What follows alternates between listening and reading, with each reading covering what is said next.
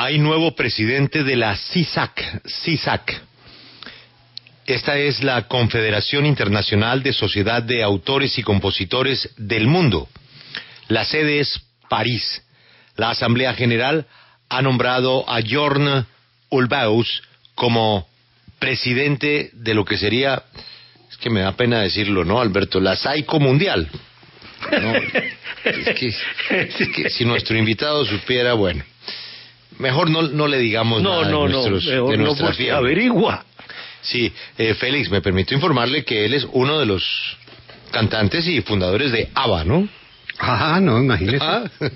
O sea, tiene autoridad, ¿no? Sí, señor. Grupo han ofrecido hasta $1.000 millones. Imagínese cómo eran los derechos, cómo era el cheque que llega cada mes. ¿Cómo serán los derechos de autor de Abba? Pues este sueco, Björn Ulvaeus, nos atiende a esta hora. La primera pregunta es, felicitándolo por su nombramiento, es la interrelación que tiene esta agencia con las agencias locales de los países. ¿Qué tan fluida y qué tan juiciosos son los pagos que hacen los países a esta gran central de derechos de autor del mundo? So, Mr. Björn Ulvaeus, welcome to W Radio. Thank you. I hope we're pronouncing your name right, because it's a bit complicated for us, Mr. Björn. Yes, so you are. Oh, yes. Okay, thank you. So congratulations on your new position with CISAC. And the first question we want to ask you is in reference to this.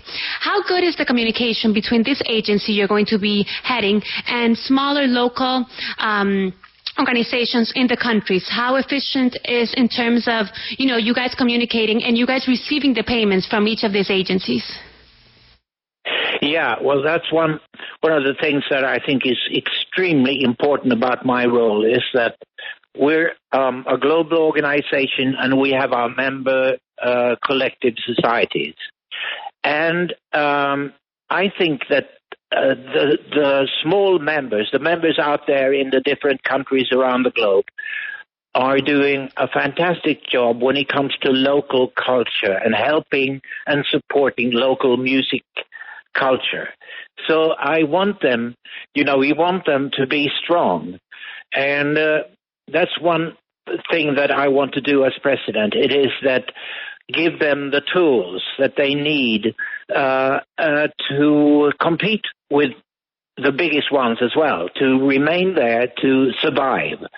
And the tools that they need and that they don't have to invest in themselves. CISAC can furnish them with those tools.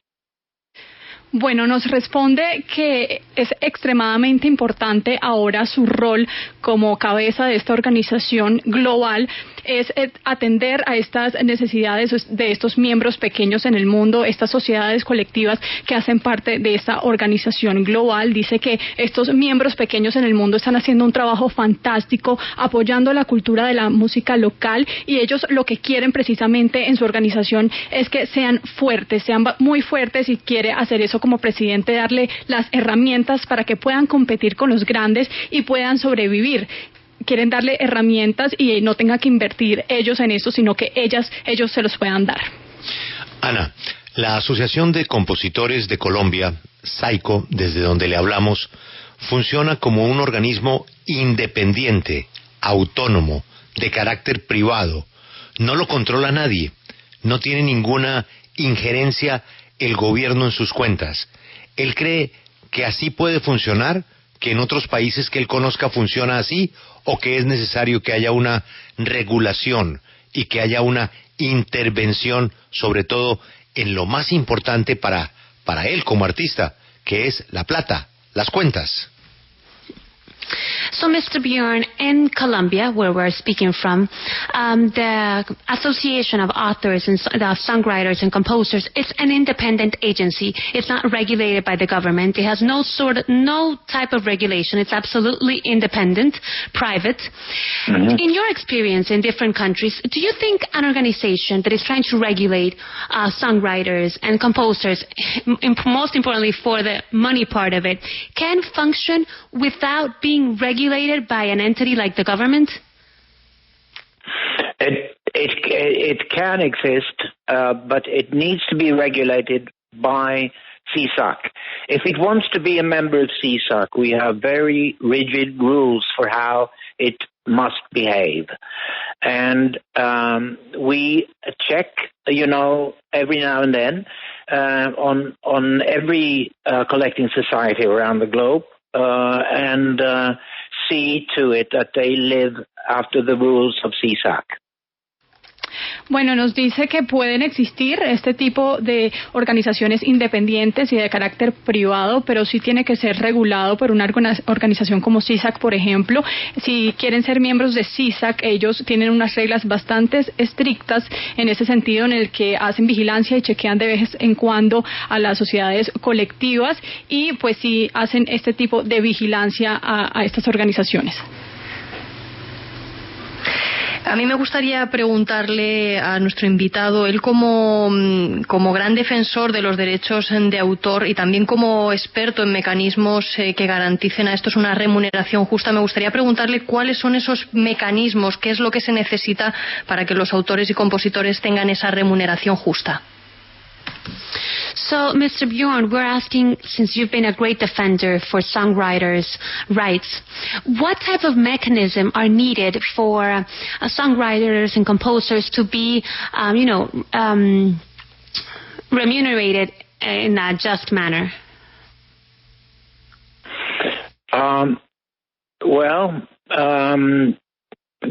First of all, the data that goes into the system has to be accurate. That is, because if it doesn't, then that can result in conflicts and people not being paid. So that's number one, the correct data into the system. And then the collecting society needs to be efficient. It needs to pay the writers as soon as possible according to the rules. And if they don't, we'll find out and, we'll work with them to rectify things. And if we can't rectify things, or if they won't, then they cannot be a member of CSAC. But as a president, the most important thing for me is to be on the songwriter's side. And I think that the songwriter has been treated, as secondary in comparison with the artist. And for me, I'm a songwriter first and foremost.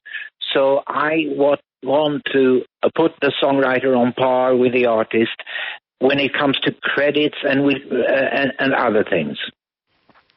Bueno, primero que todo dice que la información en el sistema tiene que ser precisa porque eso se puede derivar en conflictos y a la gente no se le paga, entonces se le debe pagar a tiempo a las personas y en primer lugar tener la información correcta al sistema para que esto ocurra. Dice que la sociedad colectiva debe ser eficiente, pagar a estos autores y compositores lo antes posible y si se enteran que esto no está pasando, pues van a trabajar conjuntamente para tratar de corregir estos errores. Si no se puede corregir, entonces no pueden ser miembros de CSAC y como presidente él lo que quiere hacer es estar al lado de los autores y compositores. Él considera que han sido tratados como secundarios y no equiparados con los artistas o en el mismo nivel, sino que han ido a un segundo plano y él es un compositor y quiere hacer eso, que tengan los mismos créditos tanto artistas o cantantes como los escritores de canciones.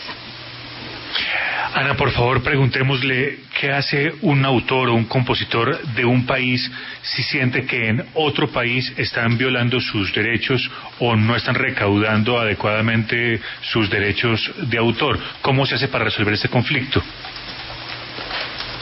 Björn, what can an artist do if, for example, that artist is in one country and realizes that in another country his rights as a songwriter are not being fulfilled, are not being respected, and he is not being, remunerated like he should be? What can one artist from one country do if he realizes that's happening in another country? He must go to his own collecting society or his publisher or his record company, if that is the case, and show them that look at this. They're playing my song in the next country, and I'm not being paid. And it's up to them to look into it. And if they don't, well, I don't know. I would complain to CSAC. But in the first instance, it is the collecting society, the publisher, and the music company.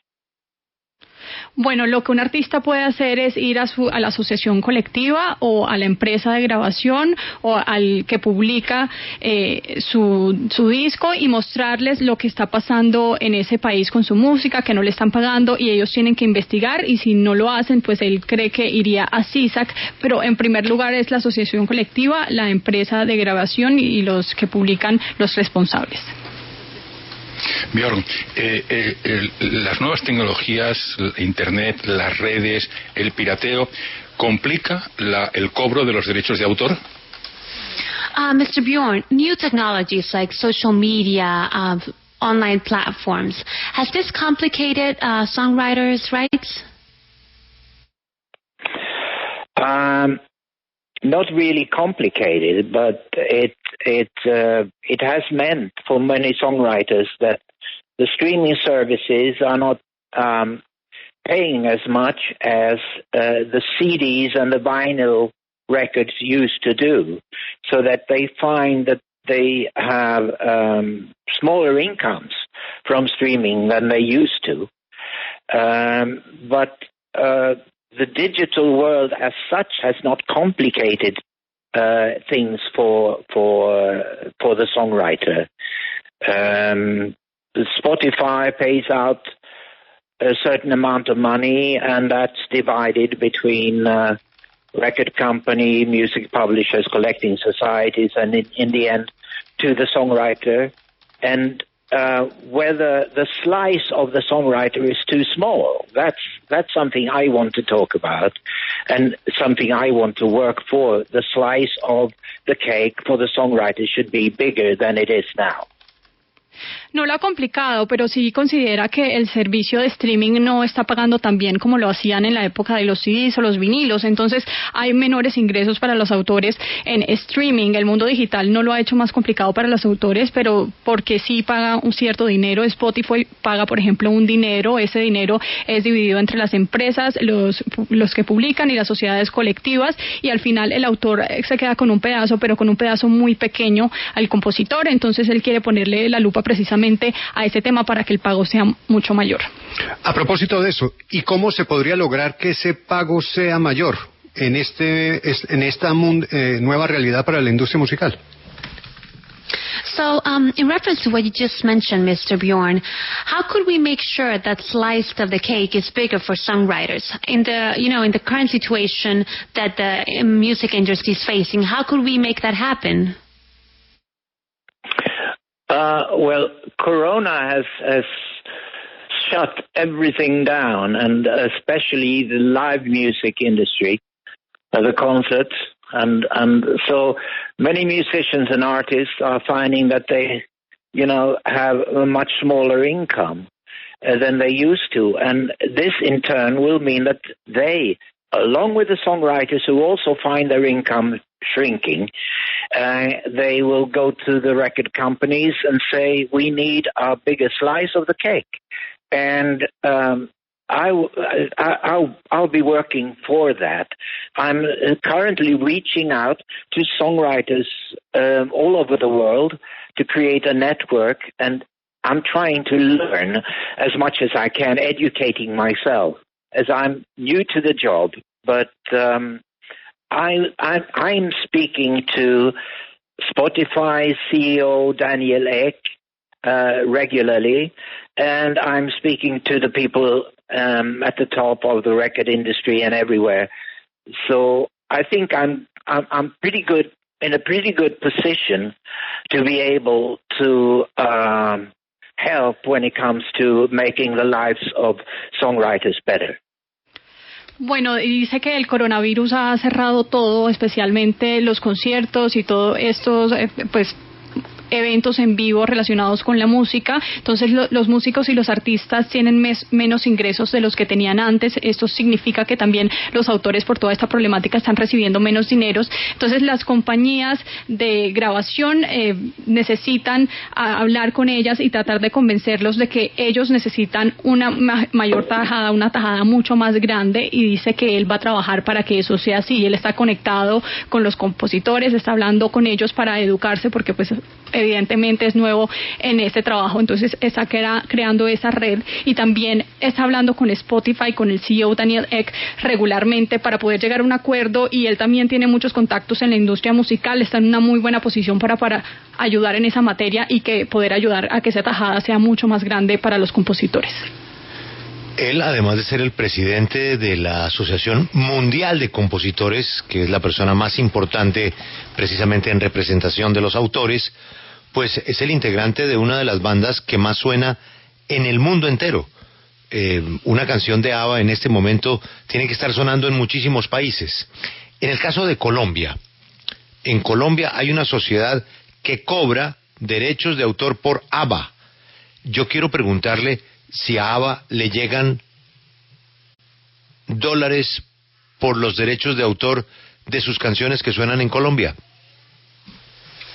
So, Mr. Björn, aside from being head of CISAC, you are also, one of the members of probably one of the most successful bands, and that, still plays a lot, which is Abba. We want to ask you, and well, we're hoping you have the facts. In reference to Colombia, Abba is still very well listened in Colombia. How has been your relationship with the organization that collects these dues for songwriters, and specifically for your band, Abba, in Colombia?